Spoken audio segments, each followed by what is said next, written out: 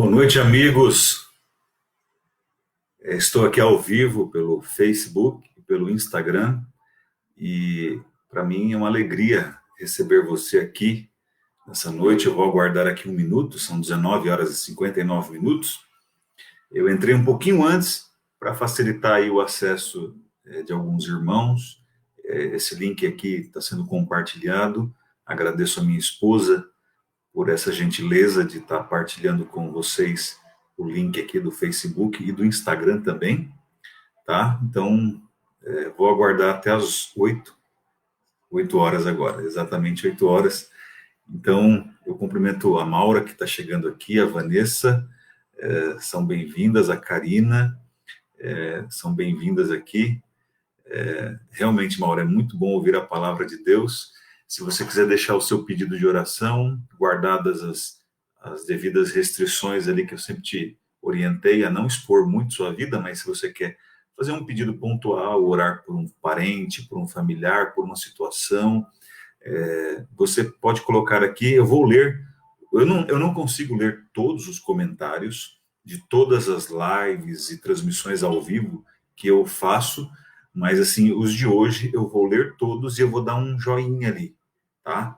Um like, uma curtida no seu comentário, mostrando que e essa curtida é muito mais do que só a alegria de você ter atendido ao meu pedido, não é nada disso. Não tem vaidade da minha parte quando eu digo para você colocar aqui. Minha única pretensão, a única coisa que eu quero é orar por você. Então, quando eu curtir ali o seu comentário, eu vou ter orado por você e vou ter lembrado de você na minha oração aqui.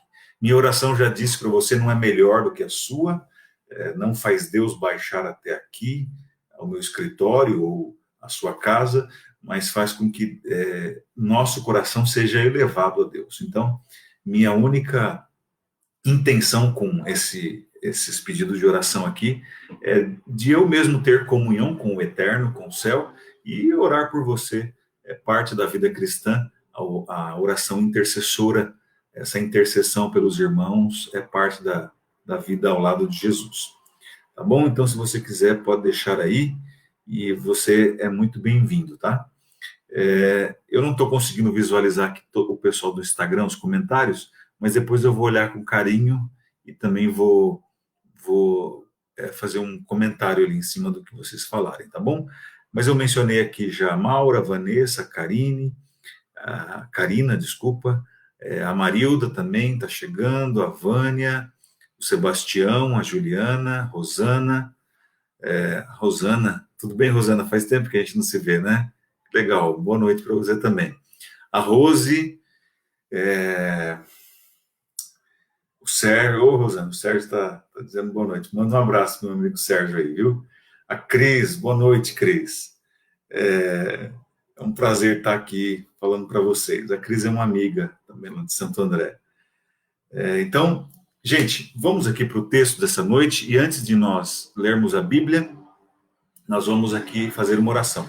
Oi, Vivian, tudo bem? Seja bem-vinda. Vamos orar aqui e nós já vamos para o texto. Só para você ter também uma noção de tempo, da duração desta transmissão aqui, dessa live, eu vou aqui com vocês no máximo até as 8h45. São 8 horas e 3 minutos, então você tem mais 42 minutos aqui, se você quiser programar o seu tempo para isso, não passarei desse tempo, tá bom? Vamos orar? Querido Deus, muito obrigado pelas bênçãos, obrigado porque o Senhor tem cuidado de nós, cuidado da tua igreja, dos amigos que nos cercam. Nós temos um privilégio que é estudarmos a Bíblia de maneira cristã, com um olhar, uma cosmovisão cristã. Nós olhamos para o texto sagrado, entendemos que ele é produto da inspiração divina e do esforço humano em registrar a vontade do céu. Este livro divino humano chegou até nós e nós temos agora a oportunidade de olhar para ele e de, ao lermos o texto sagrado, sermos abençoados pela revelação ali contida. Cuida de cada um de nós, esteja com os amigos, com aqueles que estão passando por alguma dificuldade, além da que todos nós já estamos passando, que é o confinamento, o isolamento social aqui na quarentena. Se alguém está com algum problema de saúde, um problema com relação ao emprego, alguma dificuldade econômica, financeira, Senhor, atenda essas pessoas e ajuda-nos a sermos instrumentos também para ajudá-las. É a oração que faço. Nesse momento, oro pelo estudo da Bíblia, em nome de Jesus. Amém. Que bom que você está aí. Vamos lá para o texto desta noite. Ele está aqui no livro de Gênesis. Nós estamos fazendo uma minissérie em 2 capítulos. Quarta-feira passada nós falamos dentro do texto do capítulo 6 de Gênesis, e hoje nós vamos avançar um pouquinho mais aqui para dentro do texto, e vamos, especificamente eu quero chamar a sua leitura aqui para o capítulo 8, versículo 1. Então, eu convido você a abrir a Bíblia no livro de Gênesis. É fácil de você encontrar aí, esse livro é o primeiro livro da Bíblia na ordem dos livros, na ordem não cronológica, né, de escrita, mas na ordem organizacional da Bíblia. Então, vamos lá, Gênesis capítulo 8, versículo 1. E vou te explicar já por que eu escolhi, aliás, vamos ler e depois eu explico por que eu escolhi estudar aqui e ler primeiro esse versículo e esse capítulo. Ok? Todo mundo achou? Quem achou aí, diga achei. Diga não, digite achei. Vamos lá? Gênesis 8, verso 1. Lembrou-se Deus de Noé e de todos os animais selváticos e de todos os animais domésticos que com ele estavam na arca. Deus fez soprar um vento sobre a terra e baixaram as águas. Se você tiver com a sua Bíblia, a Bíblia física, ela é melhor para você entender o que eu vou explicar aqui. Não tenho nada contra as Bíblias virtuais, digitais. Nada contra a Bíblia se você tem no celular, se você tem no iPad, se você tem aí no seu computador. Não tenho nada contra você ter essa Bíblia digital. Mas eu estou dizendo que se você tiver a Bíblia física, você vai conseguir visualizar melhor essa explicação que eu vou dar. A história do dilúvio está contida em 4 capítulos da Bíblia. O capítulo 6 de Gênesis, o capítulo 7, o capítulo 8 e o capítulo 9. É dentro desse capítulo que praticamente a história se desenrola. É claro que o capítulo 9, se você ler aí a Bíblia, se você tiver assim o mínimo de conhecimento das Escrituras, você vai perceber que ali já é o pós-dilúvio, a Noé e a família e os animais já tinham saído da arca, mas ali trata da aliança, das bênçãos que Deus ofereceu a Noé e a seus filhos, e que tem relação com o dilúvio propriamente dito. Então, está dentro desses 4 capítulos aqui. E por que eu li o capítulo 8, versículo 1? Porque ele é o centro desses 4 capítulos. Se eu pegar os 4, capítulo 6, capítulo 7, capítulo 8, capítulo 9, o meio deles é Gênesis capítulo 8, versículo 1. E ele está ali como o verso central, não é à toa, é proposital. O texto diz assim: lembrou-se Deus de Noé e de todos os animais selváticos e de todos os animais domésticos que com ele estavam na arca. Deus fez soprar um vento sobre a terra e baixaram as águas. Quando Deus se lembra de algo, quando o texto bíblico diz que Deus se lembra de alguma coisa, a ideia não é que aquilo veio à memória de Deus. E que Deus, em algum momento, tinha se esquecido daquela situação e ele, por conta de um site, por conta de um bilhetinho, por conta de uma cena, de uma imagem, ou de um cheiro, de um som, de uma música, de alguma coisa que o fez lembrar, ele se lembrou. Não é isso. E essa descrição que eu dei aqui, ou esses elementos que fazem, que trazem à tona, que trazem à memória alguma lembrança, esses são elementos que os seres humanos precisam para se lembrar de alguma coisa. Deus nunca se esquece de nada e de ninguém. Quando o texto diz que Deus se lembrou, o texto fala, lembrou-se Deus de Noé e dos animais que estavam na arca, o texto está querendo dizer que Deus tomou ação. Deus fez alguma coisa para tirá-los daquela situação.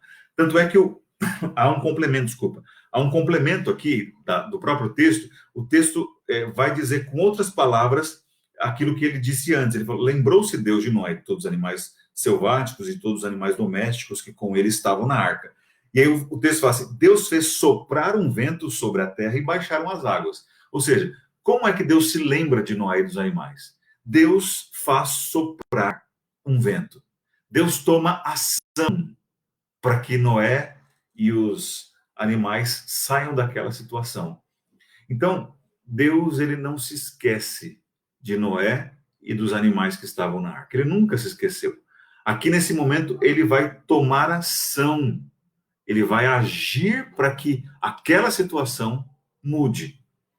E é isso que eu quero trabalhar aqui ao longo do capítulo de hoje, tá? Aliás, do sermão de hoje. E a gente vai percorrer aqui esses capítulos, esses 4 capítulos que eu mencionei. A gente vai fazer uma visão panorâmica de como foi o dilúvio, né? E eu quero convidar você para ficar com a sua Bíblia aberta aí. Fique com a sua Bíblia aberta, não sai dela não, tá bom? Você vai ser muito abençoado mesmo com a reflexão aqui dessa noite. Deixa eu te fazer uma pergunta. Quanto tempo Noé e os animais ficaram na arca? Noé, a sua família, né? Noé, a esposa dele, os 3 filhos, as 3 noras, ou seja, 8 pessoas, e os animais ficaram ali na arca. Quanto tempo foi? Bem, há uma confusão no meio religioso, no meio cristão principalmente, essa confusão de que não há um entendimento de que quanto tempo realmente Noé ficou lá.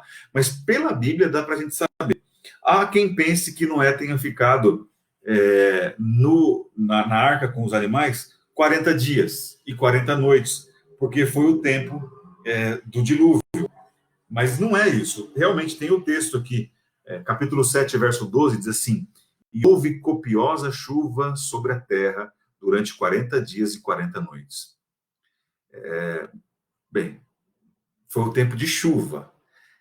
A gente se confunde porque realmente tem muitos números, né? Tem 40 dias e 40 noites, que foi o tempo de chuva.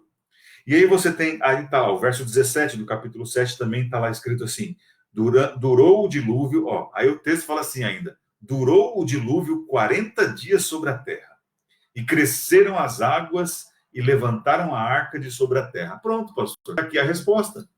Qual o mistério? Não tem mistério. 40 dias foi o período do dilúvio. Bem, você precisa, lembra que, a pergunta que eu te fiz: quanto tempo Noé, sua família e os animais ficaram dentro da arca? Foi essa a minha pergunta. Eu não perguntei quanto tempo durou o dilúvio. Quando o texto fala assim, durou o dilúvio 40 dias, ele está dizendo da chuva. É isso que ele está dizendo. Choveu 40 dias e 40 noites. Mas as águas, tanto é que o verso 24 diz assim: e as águas durante 150 dias predominaram sobre a terra. Está vendo que não foram 40 dias? O tempo que Noé ficou dentro da arca. Não foi esse período. O texto diz: predominaram sobre a terra, as águas predominaram sobre a terra 150 dias. Então, pronto, pastor, não tem mistério, a resposta é 150 dias. Não, mas também não é isso. Não foram 150 dias que Noé ficou dentro da arca com os animais e sua família. Não foi esse período. Então, esses textos aqui, eles acabam, para um leitor que faz uma leitura um pouquinho mais superficial, ele acaba pensando que ele achou a resposta, mas não é, aí não está a resposta. Ali está dizendo que o dilúvio, né, a chuva durou 40 dias e as águas predominaram, ou seja, choveu e as águas ficaram lá, paradas, estagnadas, 150 dias. É isso que está dizendo. Porque depois o texto vai dizer que depois dos 150 dias, essas águas foram escoando. Aqui, o capítulo 8, verso 3, diz assim, as águas iam escoando continuamente de sobre a terra e minguaram ao cabo de 150 dias. Olha só, olha que interessante. Elas foram escoando, esse é o período que a água ficou na terra. Que a água ficou na terra. Vamos avançar aqui com o texto. Mas antes, deixa eu só voltar para uma breve explicação da questão quando eu disse que choveu durante 40 dias e 40 noites. É verdade. Quando a gente fala de chuva, mas olha que interessante aqui o verso 11 do capítulo 7. Ele fala assim: no ano 600 da vida de Noé, aos 17 dias do segundo mês, nesse dia, romperam-se todas as fontes do grande abismo e as comportas do céu se abriram. Veja, aqui o texto está dizendo que romperam-se todas as fontes do grande abismo e as comportas do céu se abriram, ou seja, foi água de cima e água de baixo. Então foi chuva de cima, 40 dias e 40 noites, e a água que brotou por baixo. E quando a gente vai fazer um estudo geológico, não é o meu caso, eu não sou geólogo, né? Mas quando você se detém a escritos geológicos, né? Quando você pega a visão criacionista do mundo, e você entende como o dilúvio aconteceu, foi água de cima, água de baixo, e quando as comportas do abismo se abriram, né? As fontes do abismo se abriram, essa ideia aqui é de que não jorrou apenas água das fontes do abismo. Lava, produto vulcânico, material vulcânico do fundo da Terra, das profundezas da Terra, vazou para cima. Então, foi uma espécie de convulsão do planeta. Às vezes a gente pensa no dilúvio como uma chuva muito forte. Mas veja, foi água e lava. Esses dois materiais aqui estavam presentes. E esse convulsionar da Terra, terremotos, maremotos, tudo isso estava presente ali. Porque foi realmente uma mudança de estado do planeta. A gente pode dizer de humor do planeta. O planeta mudou ali, né? Os montes que antes eram suaves e amenos, não eram tão altos assim, deram lugar a cordilheiras, aos Andes, deram lugar à cordilheira do Himalaia. O Everest surge nesse período do dilúvio, que é o ponto mais alto do planeta, mais de 8.000 metros acima do nível do mar. Então, a gente precisa entender que o dilúvio não foi apenas uma chuvinha, como talvez alguém pense de maneira muito simplória, mas foi realmente o convulsionar do planeta. E aqui o texto bíblico vai estabelecer o tempo em que Noé e sua família ficaram aqui dentro da arca. Se você pegar aqui o próprio verso 11 que eu acabei de ler aqui, vamos ler a partir do verso 7. Capítulo 7, verso 7. Você está aí com a Bíblia aberta já, então é só você bater o olho aqui no capítulo 7, verso 7, diz assim: por causa das águas do dilúvio, entrou... vamos ler o verso 6, né? Vamos ler o verso 6. Tinha Noé 600 anos de idade quando as águas do dilúvio inundaram a terra. Então, presta atenção nisso. Noé tinha quantos anos ali? 600. Essa era a idade do patriarca. Por causa das águas do dilúvio, entrou Noé na arca, ele com seus filhos, sua mulher e as mulheres de seus filhos. Dos animais limpos e dos animais imundos e das aves e de todo réptil sobre a terra, entraram para Noé na arca de 2 em 2, macho e fêmea, como Deus ordenara. E aconteceu que depois de 7 dias, vieram sobre a terra as águas do dilúvio. Veja só, Noé, ele entrou com os animais na arca, e 7 dias depois que ele entrou na arca, aí é que as águas do dilúvio vieram. E aí, verso 11. No ano 600 da vida de Noé, aos 17 dias do segundo mês, nesse dia romperam-se todas as fontes do grande abismo e as comportas do céu se abriram. Verso 12. E houve copiosa chuva sobre a terra durante 40 dias e 40 noites. Olha só que interessante. Quando foi que iniciou mesmo aí o dilúvio, né? A chuva. Foi no dia 17, tem dia, mês e ano, né? Claro, o ano, no caso, é o ano da vida de Noé. tá? Não é, aqui não está sendo contado a partir da criação, que ano que é. Está dizendo que é o ano 600 da vida do patriarca, de Noé. Então foi no dia 17 do segundo mês do ano 600. Isso é importante porque é a data, é o start, é o início. É quando inicia-se a marcação do dilúvio, da chuva caindo, né? Mas você tem que se lembrar que eles entraram 7 dias antes do barco. E aí, ó, vamos lá para o capítulo 8. Capítulo 8, a partir do versículo 13. Capítulo 8, a partir do versículo 13. Sucedeu que no primeiro dia do primeiro mês do ano 601, as águas secaram sobre a terra. Então Noé removeu a cobertura da arca e olhou, e eis que o solo estava enxuto. Veja, a terra ficou enxuta, a terra ficou seca. Nesse tempo aqui, dia 1º do mês 1, do primeiro mês, do ano 601. Foi quando a terra ficou seca. Mas ainda Noé e a família e os animais não saíram da arca. Aí, ó, o verso 14 assim: e aos 27 do segundo mês, a terra estava seca. Então disse Deus a Noé: sai da arca e contigo tua mulher e teus filhos, e as mulheres de teus filhos, e os animais que estão contigo, de toda a carne, todas as aves, como gado e todo réptil que rasteja sobre a terra, faze sair a todos para que povoem a terra, sejam fecundos e nela se multipliquem. Veja, quando é que Noé saiu? O texto diz aqui, ó, aos 27 do segundo mês do ano 601. Veja, Noé entrou no dia 17. Aliás, desculpa, a chuva, né? O dilúvio caiu no dia 17, mês 2, ano 600. Noé e a família saem no dia 27, mês 2, ano 601. 1 ano e 10 dias. Levando em conta que ele tinha entrado 7 dias antes na arca, 1 ano e 17 dias. Esse é o tempo que o patriarca fica dentro da arca. Pastor, o que a gente precisa saber dessa conta toda? Não, é claro, isso aqui é mais uma curiosidade bíblica do que propriamente um ponto de salvação. Muita gente vai para o céu sem nunca saber isso daqui.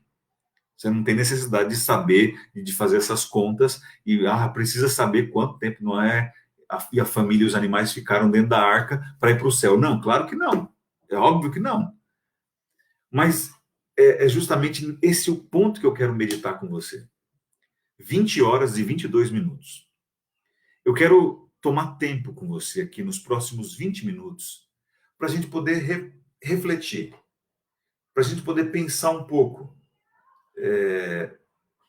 pensar realmente.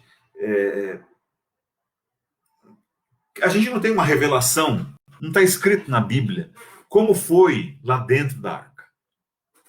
Mas você já parou para pensar que ele ficou dentro da arca, Noé, sua esposa, seus filhos, suas noras e os animais, durante mais de 1 ano e 17 dias, dentro de uma arca, confinados, não vou dizer isolados do mundo, porque o mundo eram eles, só tinha eles ali, mais ninguém. Mas eles ficaram ali. E eu só posso imaginar. E eu não tenho como ter certeza de nada do que eu vou falar agora aqui. Eu só posso imaginar como deve ter sido aquele período de isolamento. Será que foi um período de solidão? Será que Noé sentiu falta? E eu só vou poder fazer perguntas aqui, tá? Claro que eu tenho uma resposta na minha cabeça, ou pelo menos uma esperança na minha cabeça, um desejo na minha cabeça que eu vou manifestar. Mas será que Noé sentiu solidão, falta dos companheiros de jornada, falta dos amigos, falta do mundo, das pessoas? Bem, eu não tenho essa resposta para te dar. Mas eu acredito que o período de isolamento social, entre aspas, foi um período não de solidão para o patriarca Noé, mas foi um período de solitude. Solitude é diferente de solidão. Vou tomar um pouquinho de água aqui, um minutinho.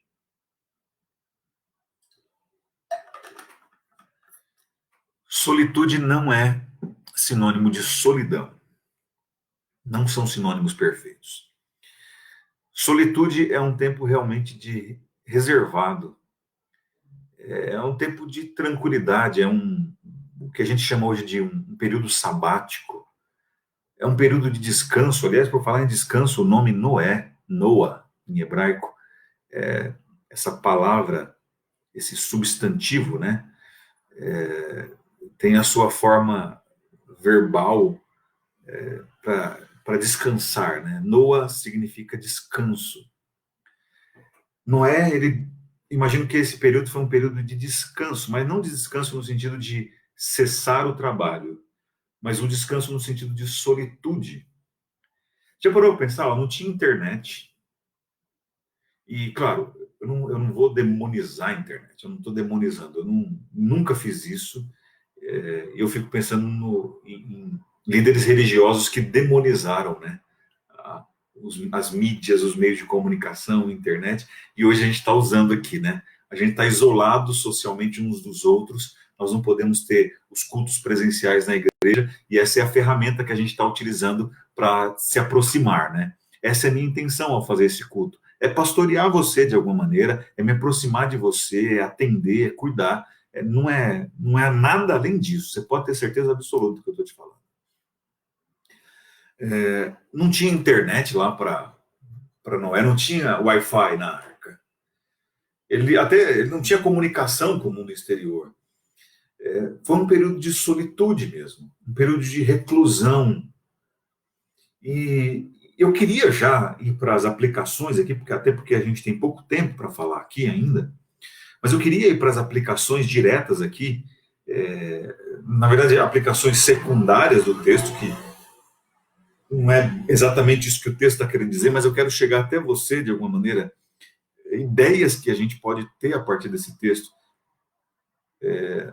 Não é ali na solitude do confinamento, isolado de tudo e de todos, sem Wi-Fi, sem internet, sem muitas vozes falando com ele, sabe? Ele teve tempo um tempo de qualidade para se aproximar de Deus. É claro que tudo que ele viu, ele lhe deu plena convicção de que o que ele tinha feito e a voz que ele tinha ouvido era de fato a voz de Deus. Gente, Noé construiu uma arca quando nunca tinha chovido antes. Nunca tinha chovido antes. Noé se envolve com a construção desse barco, ele encabeça esse projeto com a única certeza da palavra que lhe foi dada. Ele depositou fé, ele acreditou quem ele era naquilo que Deus tinha falado. E aí, quando chove, quando vem o dilúvio, aliás, eu fico imaginando quando aqueles animais começaram ali a entrar de dois em dois, né? Ali você vê que o texto vai dizer, ele vai detalhar que eram 7 pares de animais limpos e um par de animal imundo, né? E aí a pergunta é como eles sabiam naquela época o que era animal limpo e que era animal imundo, se ainda não havia Levítico 11 revelando essas categorias de animais. É muito simples, irmãos, é pelo culto. Pelo culto. Você vai ver aqui que no capítulo 8, a partir do verso 20, do verso 20 ao 22, ele vai prestar culto a Deus. Então, o culto, o sacrificar dos animais ali nos altares, fazia com que ele tivesse essa distinção na cabeça do que era animal limpo e do que era animal imundo. Mas, de qualquer maneira, esses animais entraram ali. E eu fico imaginando aqueles animais entrando, e eles entrando de par em par, né? Entrando ali dentro da arca, sem forçação de barra, né? Aquilo ali já foi um apelo, já foi assim uma coisa assim que na mente de uma pessoa ia causar um grande impacto. Se eu visse aqueles animais entrando ali na arca, eu teria muito mais do que certeza de que era Deus que estava conduzindo tudo aquilo. Deus estava conduzindo toda aquela situação. E Noé entra na arca, passa todo aquele tempo, aquele período ali, e ele fica em solitude, na minha opinião aqui. Ele tirou aquele tempo justamente para poder se aproximar mais ainda de Deus. Né? É uma ideia, é um pensamento que eu estou tendo aqui. E eu queria convidar você. Nós temos, hoje é dia 29 de abril. Nós ainda temos pela frente ainda 10, 11 dias. 11 dias de isolamento social pleno, quase, aqui no estado de São Paulo. As atividades estão funcionando pela metade, né? Part-time. Os comércios não estão funcionando. As empresas, algumas estão funcionando e não funcionando a 100%. É uma oportunidade que a gente tem para se desligar mesmo. Se desligar das muitas vozes falando com a gente. Inclusive a minha voz aqui. Eu não estou querendo auditório para as minhas ideias. Não é nada disso. Mas é a gente poder realmente passar esse tempo em família. É passar esse tempo com Deus. É ir para a solitude, não estou dizendo solidão, tá? Ir para a solitude, né? Aquele isolamento social que você intencionalmente busca. Ir para o quarto, orar, falar com Deus mesmo, manter intimidade com o Eterno, ler a Bíblia, buscar entendê-la. É isso que eu estou dizendo. Noé não tinha Bíblia na mão dele, não existia Bíblia nesse período, não tinha os textos que nós temos. E hoje a gente tem textos que a gente pode. A única mídia que a gente deveria ter é essa mídia que Deus utiliza para falar com a gente, que é a Bíblia. Sabe, eu não estou aqui querendo dar uma de piedoso, religioso, ou de um monasticismo adventista do sétimo dia, não é nada disso. Mas é realmente aproveitar esse momento para tecer comunhão com o céu, para ficar mais perto de Deus mesmo. Sabe, o mundo parou. Aproveite esses momentos para isso daqui, para estar perto de Deus. Noé ficou aqui 1 ano e 17 dias. Já parou para pensar que em algum momento o tédio, ou talvez até a preocupação, né, devem ter passado pela mente aqui do patriarca, da família? Será que essa comida vai dar? Será que esses animais eles vão se manter assim calminhos o tempo todo, com essa anestesia do céu aqui, do jeito que eles estão? Será? Mas veja, Deus cuidou 1 ano e 17 dias. Deus cuidou. Eu quero dizer para você que Deus cuida. Deus cuida porque Ele criou. Ele criou porque ama. Então a gente não precisa se preocupar se vai ter, se vai faltar, se Deus vai prover. A gente só tem que se aproximar de Deus por amor e ter o desejo de conhecê-lo. Não sei, quem você pensa em conhecer na vida aqui ainda? Eu tenho algumas pessoas que eu gostaria de sentar e conversar. Sentar, bater um papo, conversar, falar sobre a vida, ouvir. Quem você gostaria de ter uma conversa? Se você pudesse, queria ter uma conversa de 1 hora com essa pessoa. A gente tem a oportunidade de ter essa conversa com o Eterno, o Rei do Universo, o Senhor dos Mundos. A gente tem essa oportunidade e é de graça. Ele nunca está ocupado. Você não tem que marcar a hora com ele. Né? Ele é assediado por muita gente. No entanto, ele nunca está ocupado demais, ele não é afetado. Já parou para pensar assim, se aproximar do seu, entre aspas, ídolo, não é bem essa palavra que eu queria achar aqui, mas da pessoa que você admira e você descobrir que é uma pessoa das mais chatas, assim, mais metidas, e ela se acha muito, ela acha que ela é o suprassumo, a última garrafa d'água no deserto, aí você fala, puxa, que decepção, que frustração, achei que era uma coisa, a pessoa é outra coisa. Deus não é afetado, Deus não é afetado, ele não é estrela. Ele vem, ele se preocupa com a gente, ele atende, ele está à nossa disposição. Então é a oportunidade que a gente tem, é essa. O dilúvio foi um momento de, de isolamento ali. Mas veja que interessante. O texto não fala nada de Noé.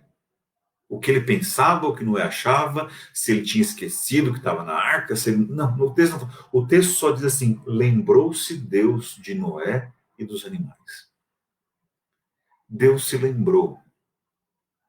E repito o que eu disse no começo, e eu vou para o final aqui do sermão. Quando o texto diz que Deus se lembra, é que Deus toma ação. Não quer dizer que Deus esqueceu. Deus não se esqueceu de Noé e dos animais. Quando o texto diz que Deus se lembrou, não é porque ele havia se esquecido. O texto está querendo dizer que Deus agiu em favor dele. Querido, viva um dia de cada vez. Não antecipe tempos de angústia. Viva um dia de cada vez. E entenda que Deus se lembra de você. Deus se lembra de você. E quando eu digo que Deus se lembra, não é porque um dia ele se esqueceu. Quando eu digo que Deus se lembra, é porque ele toma ação. Ele tem planos e ele se voluntariamente, intencionalmente, ele toma ações para alcançar você. Que nessa noite de quarta-feira, dia 29 de abril de 2020, às 20 horas e 36 minutos, você possa entender de uma vez por todas de que você é alvo do amor de Deus. É isso mesmo. Deus te ama pessoalmente. Ele não transfere, ele não terceiriza o amor, mas ele pessoalmente te ama. E que nesses momentos aqui, aproveitemos esses momentos para estarmos mais próximos de Deus. Quero convidar você para a oração e depois, como eu disse, os pedidos que estiverem aqui, eu vou ler todos eles e vou deixar um comentário dizendo que eu orei e vou dar uma curtida aí em cada comentário que você fez aqui. Muito obrigado, meus amados, meus queridos. Sábado que vem nós estaremos aqui. Vamos para a oração, depois eu vou para os recados aqui. Querido Deus, louvado, engrandecido seja o nome do Senhor, o Senhor que é o nosso Pai, o nosso Rei. Nós lhe agradecemos pelo cuidado. O Senhor cuidou de Noé, da família de Noé e dos animais que estavam ali na arca com ele. Eles ficaram durante um longo período, Senhor, ali. E talvez muitas coisas passaram pela cabeça da família, mas o texto nem se preocupa em relatar isso. Quando a gente lê a Bíblia, a gente só ouve que o texto diz que o Senhor se lembrou. Obrigado porque o Senhor nunca esquece. Obrigado porque o Senhor toma ações a favor dos teus filhos. Cuida de cada amigo, de cada irmão, de cada amiga, de cada irmã que está aqui me assistindo neste momento, dos amados aqui da Igreja Central de Osasco, dos amados do Kennedy. Cuida dos teus filhos e que possamos, durante esse período aqui, que estamos vivendo de crise, viver mais perto de Jesus. A minha prece e a minha oração são feitas em nome de Jesus Cristo. Amém. Muito obrigado pela sua presença, paciência, por ter acompanhado o culto até agora. Eu quero dizer que sábado, às 10h30, aqui no meu perfil do Facebook e também no Instagram, eu estarei aqui novamente para juntos meditarmos na palavra de Deus. Tem um pedido para eu fazer um culto aqui, repetir um sermão. Eu estou avaliando, vamos estudar aí essa questão e talvez eu apresente esse sermão que é sobre a agenda de Cristo, a agenda do Messias, no próximo sábado. Tá bom? Então você é meu convidado para estar aqui novamente às 10h30. São 20h40 e a gente vai ficando por aqui. Muito obrigado. Deus te abençoe. Fique com Deus, meu querido, meu amado. O Senhor te abençoe e te guarde.